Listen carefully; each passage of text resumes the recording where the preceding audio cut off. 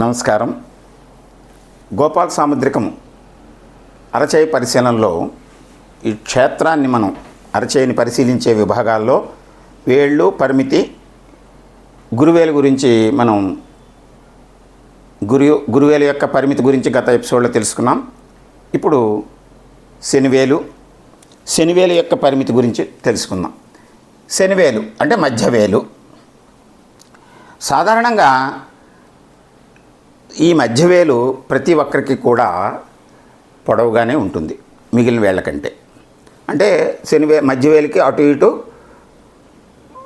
రవివేలు, గురువేలు. ఈ వేలు బాగా పొడవు పెరిగిపోయి, అంటే ఈ గురువేలు, రవివేలు ఈ మొదటి కణుపు యొక్క మధ్య భాగం వరకు ఉంటే అది సామాన్యంగా ఉన్నట్లు కణుపుల్ని మనం గుర్తించినప్పుడు.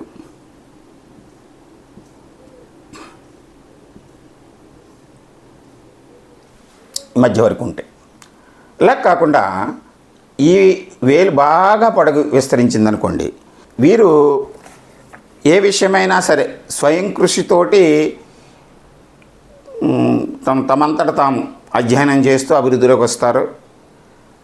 దానికంటే ముఖ్యమైనటువంటిది, శని సాధారణంగా ఈ ఆధ్యాత్మిక భావాలు, మతపరమైనటువంటి విషయాలు గురించి ఆసక్తి కలిగించేటువంటి లక్షణాన్ని తెలియజేస్తుంది. వీరు శనివేలు బాగా పొడవుగా ఉన్నటువంటి మిగిలిన, అంటే చూసిన వెంటనే అది ఎబ్నార్మల్గా కనిపించినటువంటి వ్యక్తులు ఎక్కువగా ఏకాంతంగా ఉండటానికి ఇష్టపడతారు. వాళ్ళు ఏదో ఒక ధ్యానము, లేకపోతే ఏదో సాధనం, దూర ప్రాంతానికి వెళ్ళిపోవటము, ఏకాంతంగా ఉండటానికి ఎక్కువ ఇష్టపడుతూ ఉంటారు. అలాగే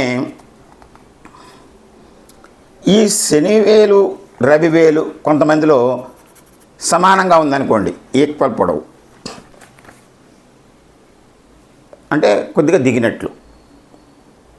అటువంటి వ్యక్తులు కొంచెం మానసికమైనటువంటి ఇబ్బందులకి, శారీరకమైనటువంటి అనారోగ్యాలకి తరచు గురవుతూ తమ చేసేటువంటి పనుల్లో ఆటంకాలని ఈ కారణాల వల్ల, అంటే ఆరోగ్య మానసిక కారణాల వల్ల తరచు ఎదుర్కొంటూ వాయిదాలు వేసేటువంటి లక్షణాలు కలిగి ఉంటారు. ఇక్కడ ఈ శనివేలు బాగా మూడవ వేలు, అంటే ఇది రవివేలు కంటే బాగా పొడవుగా ఉందనుకోండి, వీరికి మీరు చూడొచ్చు, ఇది ఇక్కడ శనివేలు పొడవుగా ఉంటే ఈక్వల్గా యోగ శాస్త్రము, మంత్ర, తంత్ర, తాంత్రిక విద్యల్లో ప్రవేశము, ఈ తాంత్రిక విద్యల్లో, మంత్రశాస్త్రంలో గురించి పట్టుగలిగి దాని మీద అభిలాష, దాంట్లో ప్రయోగాలు చేయటం, ఈ మంత్రతంత్ర శాస్త్రాల మీద ఎక్కువ విస్తృతమైనటువంటి కార్యక్రమాల్లో పాల్గొనటం, ఇలాంటి అలవాట్లు వారికి కలుగుతూ ఉంటాయి.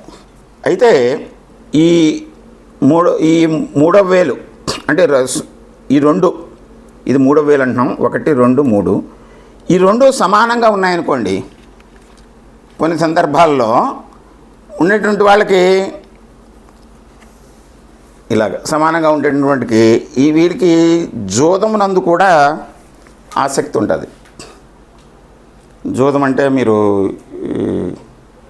మనం బెట్టింగ్స్, గుర్రపు స్వారీ, అంటే ధనాన్ని ఏదో విధంగా ఎక్కువ సంపాదించడానికి తక్కువ సమయాన్ని ఉపయోగించి, శ్రమను కూడా తగ్గించి, ఇక్కడ వ్యాపారం కాదు, ఇది వ్యాపారం అయితే పెట్టుబడి పెట్టి దాన్ని కష్టపడి ఉన్నతమైన స్థితికి తీసుకురావచ్చు. దీనికి ఇక్కడ జోదం అంటే మీకు అందరికీ తెలుసున్నదే, అది వ్యతిరేకమైన లక్షణము. అటువంటి ఆసక్తి కూడా వీరిలో ఉండటానికి అవకాశం ఉంటుంది.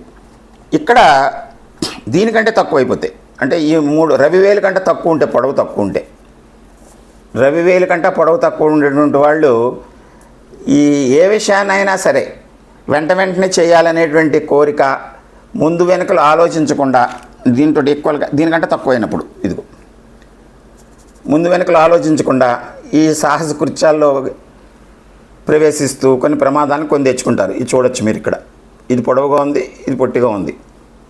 శనివేలు ప్రధానంగా సహజంగా సమానమైన పొడవు కలిగి ఉండి ఈ మిగిలినటువంటి 1వ వేలు 3వ వేలు అంటే గురువేలు రవివేలు ఈ మొదటి పర్వం సమానంగా ఉండి ఈక్వల్గా ఉన్నటువంటి వాళ్ళు ప్రశాంతంగా ప్రతి విషయంలోనూ ఒక ప్లాన్డ్గా చేస్తూ తమ కార్యక్రమాలని, మత విశ్వాసాలని, ఈ యోగశాస్త్రాన్ని అన్నిటినీ కూడా ఈక్వల్గా మనం భావిస్తూ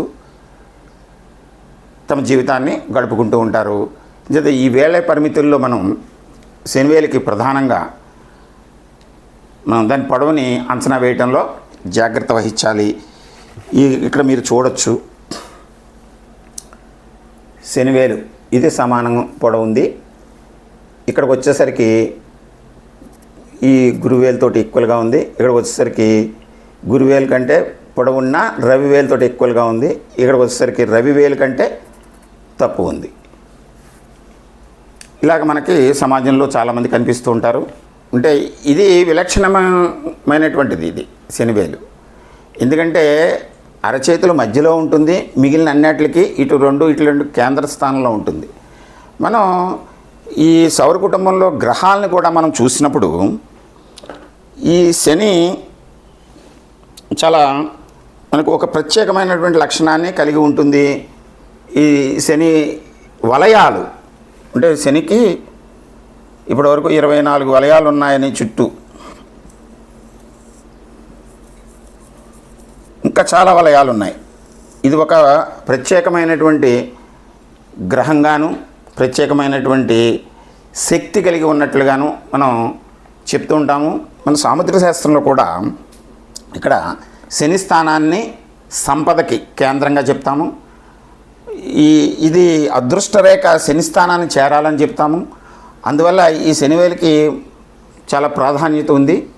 అంచేత దాని యొక్క పొడవును అంచనా వేయడంలో మనం జాగ్రత్త వహించి తెలుసుకుంటే పరిమితిని మనం అంచనా వేసి ఆ పరిమితికి తగినట్లు ఉంటే ఈ మన యొక్క స్వభావంలో ఈ మార్పుల్ని మనం అంచనా వేయవచ్చు.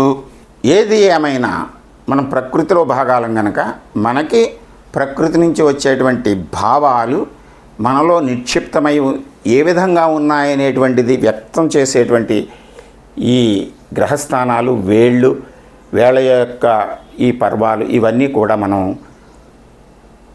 సూక్ష్మంగా పరిశీలించినప్పుడు మనలో ఉండేటువంటి భావాలు మనకే వ్యక్తమవుతూ ఉంటాయి. మనం అద్దంలో చూసుకున్నప్పుడు మన యొక్క ముఖ కవళికలు ఎలాగైతే మనకి తెలుస్తాయో మీ అరచేని పరిశీలించినప్పుడు మన యొక్క లక్షణాలు మనకు తెలుస్తాయి. దాన్ని మనం అనుసరించి కొంతవరకు మనం దాన్ని సరి చేసుకోవచ్చు. ఇప్పుడు మనం ఈ శనివేలు యొక్క పరిమితి గురించి తెలుసుకున్నాము. తదుపరి ఎపిసోడ్లో మరికొన్ని విషయాలు తెలుసుకుందాము వేళ పరిమితులకి. నమస్కారం. సాముద్రిక శాస్త్రాన్ని ఆదరించండి, తెలుసుకోండి, విస్తృతంగా అందరికీ షేర్ చేయండి. మీరు మీ అభిప్రాయాలని కామెంట్స్ రూపంలో తెలియచేయండి. నమస్కారం.